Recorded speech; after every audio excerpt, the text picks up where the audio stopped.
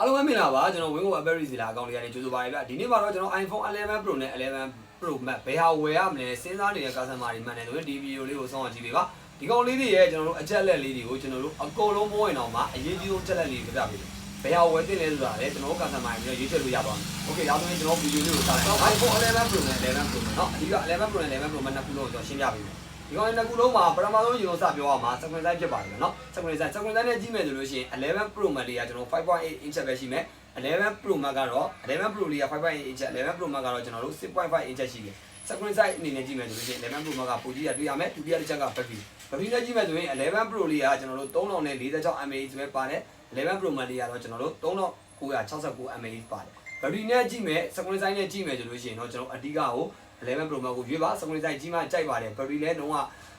mAh ပုံများတာကြိုက်တယ်ဆိုလို့ရှိရင်11 Pro Max ယူတင်တယ်เนาะဟုတ်ပြီ11 Pro လေးကတော့ screen size ကြီးတယ်ဒါပေမဲ့နောက်တစ်ချက်ကသူ့ရဲ့အားသာချက်က11 Pro လေးကကျတော့ကျွန်တော်အပြင်နေပိုင်းသွားတဲ့ခါကျရင်100 မို့ဖြစ်တဲ့ကြောင့်လက်တက်ကင်စာပဲဖြစ်တယ်ကြိုက်တဲ့နေရာထိုးတယ်ဟွာလို့အဆင်ပြေပေမဲ့11 Pro Max ကျတော့ screen size နေနဲ့ကြီးတဲ့အခါမှာအဲ့လိုနေရာကြီးကြလို့ရှိရင်လည်းတော့ကျွန်တော်အခက်တွေ့ဟုတ်ပြီဒါဆိုရင်ကျွန်တော်နောက်တစ်ထပ်ပြောမှာဒီကောင်းလေးနှစ်ခုလုံးမှာပါတယ်ချီဆက် Apple ရဲ့ A73 Bionic ချီဆက်ကိုနှစ်ခုလုံးသုံးတာပဲတော့ကြောင့်မို့လို့ချီဆက်ကတော့တူပါတယ်နောက်တစ်ခုကကျွန်တော်ကင်မရာ pixel မှာဆိုလို့ရှိရင်လည်းကျွန်တော်တို့main camera တွေမှာကြည့်မယ်ဆိုလို့ရှိရင်ပေါ့နော် main camera တွေမှာကြည့်မယ်ဆိုလို့ရှိရင်ကျွန်တော်ကြည့်မယ်ဆိုလို့ရှိရင်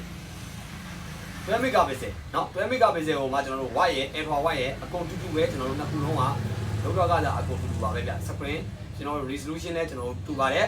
pixel နဲ့ကြည့်မယ်ဆိုရင်တော့11 Pro Max ကနည်းနည်းလေးကျွန်တော်တာတာတွေ့ရမယ်เนาะဟုတ်ပြီเนาะဟုတ်ပြီပြီးတော့နောက်တစ်ချက်ကပါလဲဆိုတော့ RAM ပိုင်းနဲ့ကြည့်မယ်ဆိုလို့ရှိရင် RAM ကတော့ကျွန်တော်တို့4ပါ RAM 4ပါပါတယ်နှစ်ခုလုံးမှာနောက်တစ်ခုကကျွန်တော် selfie camera ကလည်း12 megapixel တူတူပါပဲဗျเนาะโอเคဒီကောင်လေးနှစ်ခုလုံးကစတင်ထုတ်လုပ်တဲ့နေ့ကတော့ကျွန်တော်2019ခုနှစ်ဖြစ်ပါတယ်ဗျ2019ခုနှစ်ကထုတ်ထားတဲ့အလုံးလေးဒါပေမဲ့ဒီနေ့ဒီချိန်ကြီးကိုကျွန်တော်တို့ကင်မှုတဲ့တစ်တော်လေးလာမေးလို့ရှိရင်တော့တစ်တော်ပါတယ်ဗျသုံးရတဲ့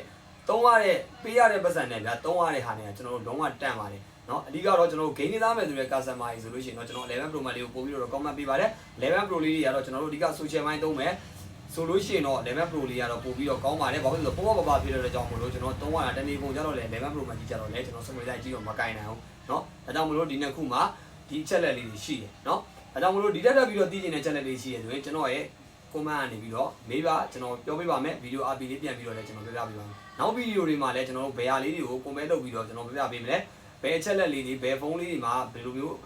အချက်လက်လေးတွေပါလဲပေါ့เนาะအဲ့ဒါလေးတွေကကျွန်တော်ဒီပုံချင်းတွေနောက်ပိုင်းကိုတင်ပေးပါမယ်ဗျာเนาะအားလုံးပဲကျေးဇူးများတင်ပါတယ်ဗျ